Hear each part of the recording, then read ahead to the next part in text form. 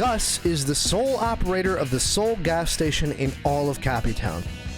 A hotbed of activity for the two people who actually own cars. But when you're as gruff and tough as this country bupkis, you can get away with doing jack fuck all every day. It's not often that you see him acting out due to his usually reserved nature, but when you get on his nerves, he'll be sure to let you know. Another result of his reserved nature, he rarely ever talks. Seriously. Out of 71 total appearances, 27 of them contain no dialogue whatsoever, and that includes the times he's been hypnotized and has no other dialogue outside of that, because really that shouldn't count. Included in crowd mumbles, and included in one episode where his only line is buying like a sheep. That's over a third of his screen time where he doesn't talk at all. And even when he does talk, it's not a lot. It takes forever for this guy to open up, I swear. Most of the time that we do see him, he's at work waiting patiently for either the mayor or Dee Dee to pass by for a fill-up. Or on the off chance one of them needs a spruce up. He's much more willing to stay in the crowd, commenting and complaining rather than getting down to business.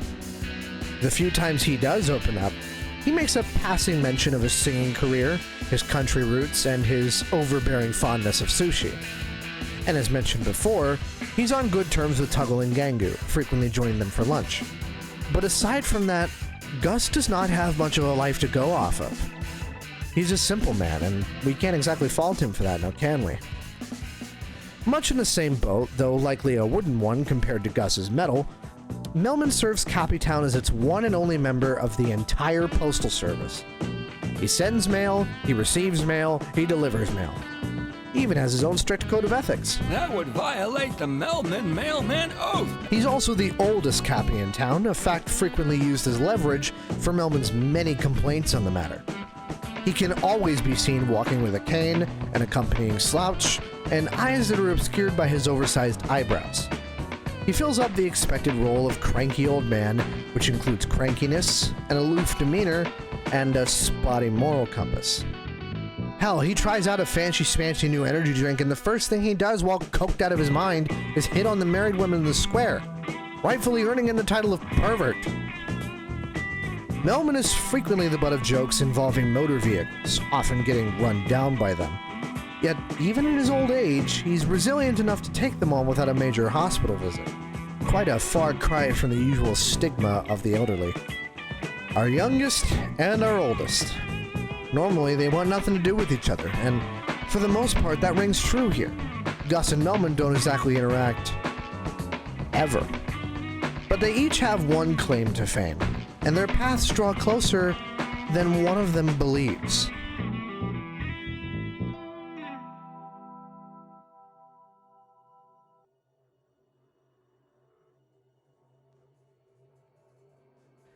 In a somewhat rare act of restraint when it comes to character arcs, Gus and Melman are tied for taking the longest of any Cappy to receive their specific plotlines. And I think it was a pretty baffling decision to make, but sure, whatever. Born to be Mild, the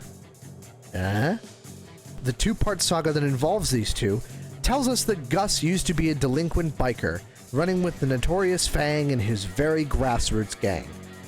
As roughhousing biker gangs are wont to do, they roam the streets looking for any other gangs to race and or brutally cripple. Egos inflate, victories are had, and eventually they make the mistake of thinking they're tough enough to challenge a master in his field, Steppenwolf.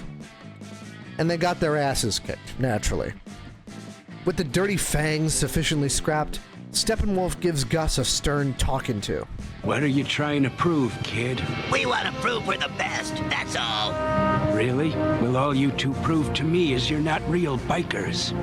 Oh! You think being a biker means being nasty and hurting innocent folks? It's not. It's about something else. Yeah, what? Freedom.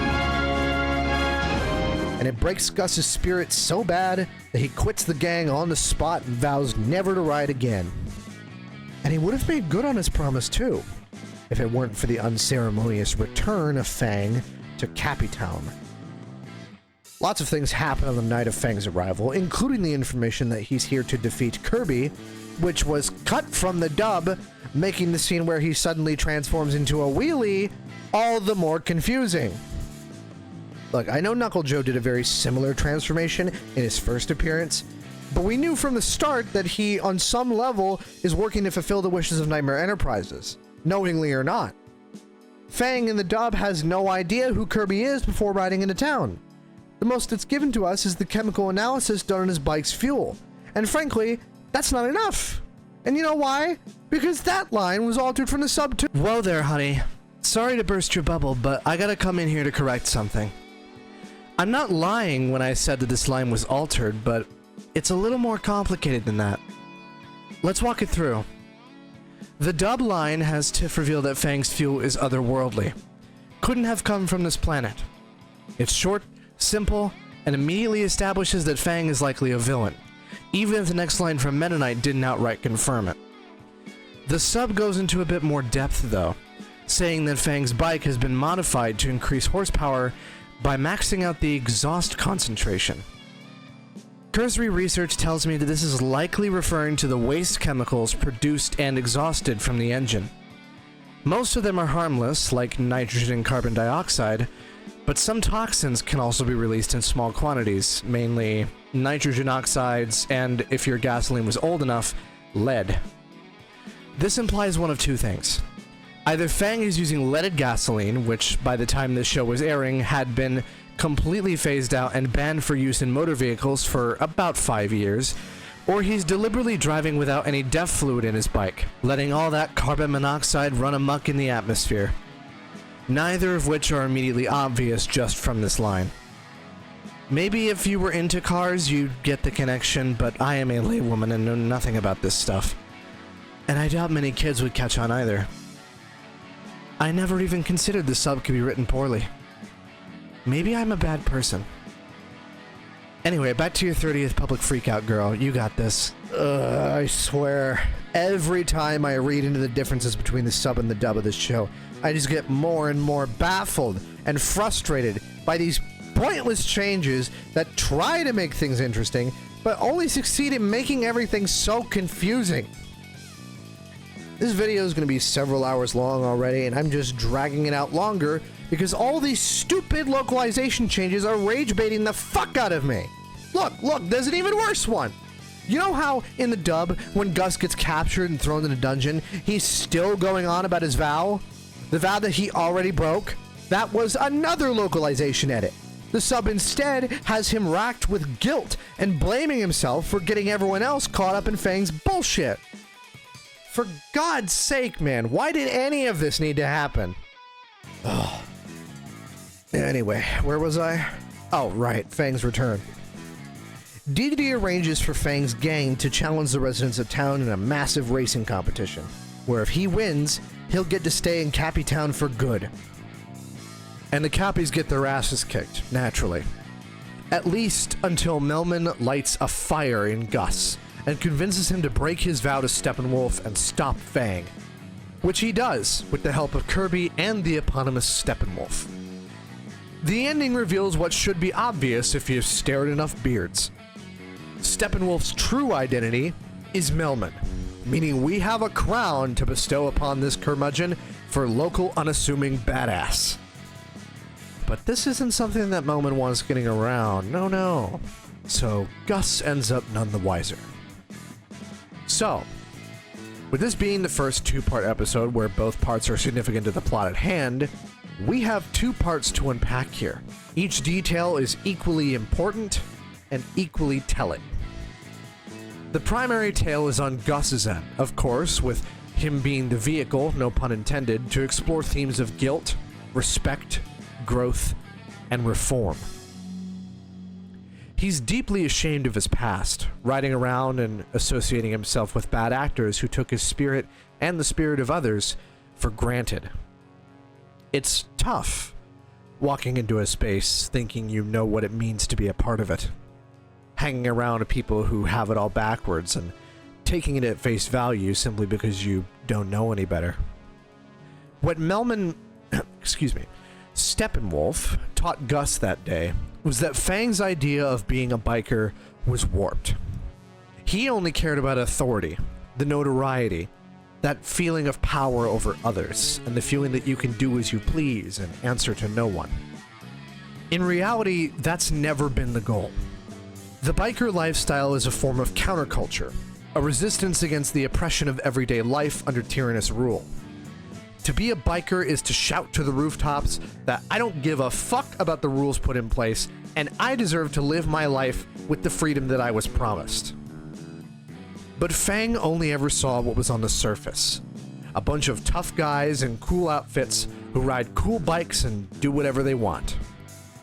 An attitude like that is a one-way ticket to becoming a convicted felon. Or getting yourself killed. Whichever comes first. Gus was able to recognize that. And in a traditional sense, you would expect a story like this to end with Gus continuing to ride, but with a reformed perspective that challenges him to unlearn the cycle of violence. Instead, he feels a deep-seated grief for all the harm he's caused. He's unable to forgive himself for what he'd done, no matter if someone else pushed him to act out such deeds. And so, he hangs up the helmet, afraid to don such a rich part of his culture now that it's all been shocked. I can only imagine all the memories that would flood back to his head anytime he put that helmet back on. All the people he's likely put in some kind of critical condition, or maybe even killed. I wouldn't wish that on my worst enemy. But when Fang returns, and Gus is forced to get back on his bike and ride like he'll never see a road again, it becomes a tale of overcoming instinctual repression. How can Gus expect to heal from his past if he isn't willing to confront it? If he keeps avoiding it, he'll just wallow in his own self-pity for the rest of his life, always looking inward to see someone he doesn't want to be, someone he no longer respects. And he'll kick himself constantly. But when push comes to shove, he's willing to do what it takes to overcome his past and put it to rest, figuratively and literally. And that's the attitude that comes naturally to a real biker. And as for Melman, he likely has to live with a similar kind of guilt, though not nearly to the same degree as Gus.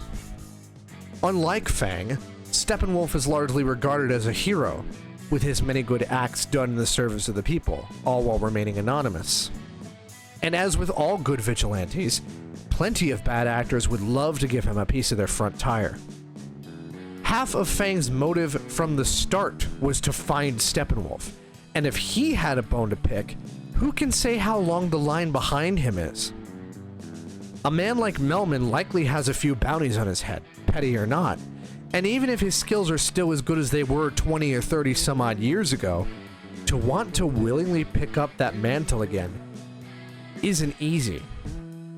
That would mean putting a target on your face, inviting the worst of the worst into every facet of your life, potentially putting those around you in danger.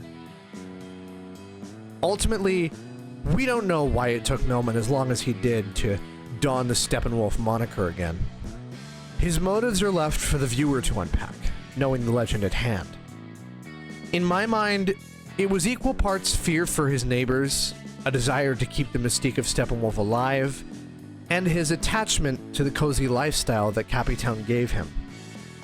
But the greatest aspect about Steppenwolf is his belief in freedom, and how poetic it is that we have this much freedom to decide his motivation for ourselves.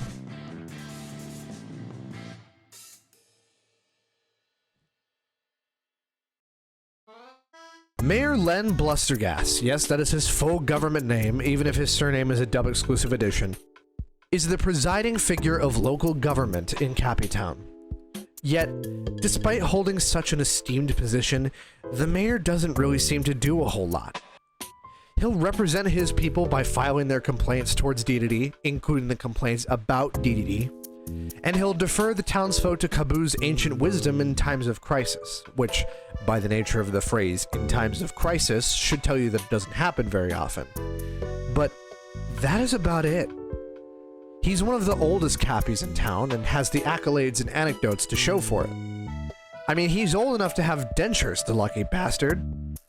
However, unlike Melman, he's still a very lively man with boatloads of energy.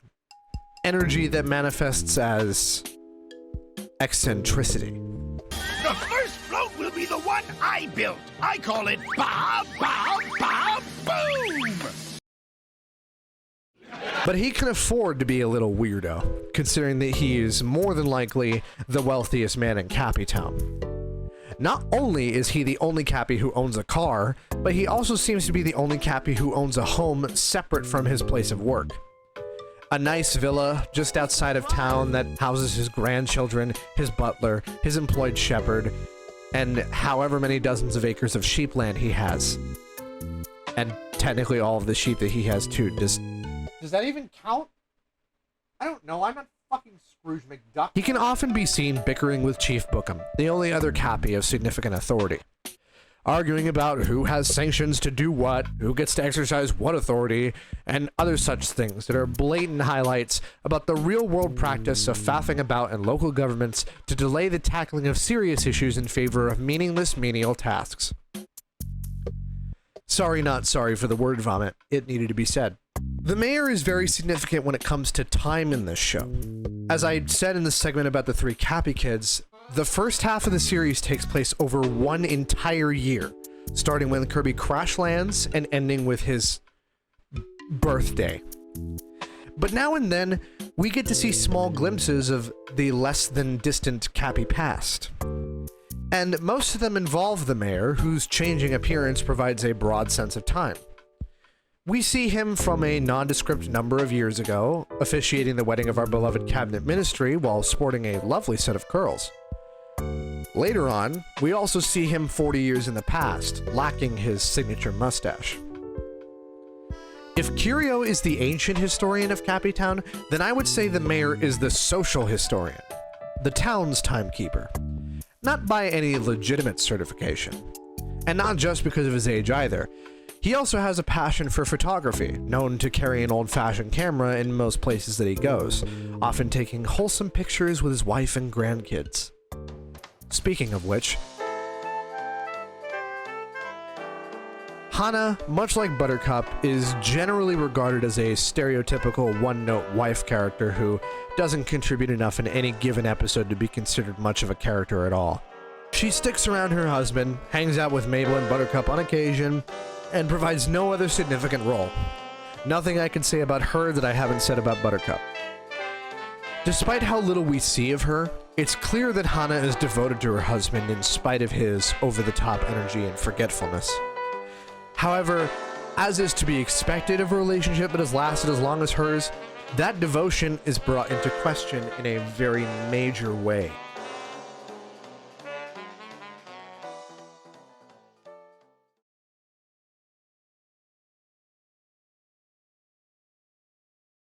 Yeah, you read the info card correctly.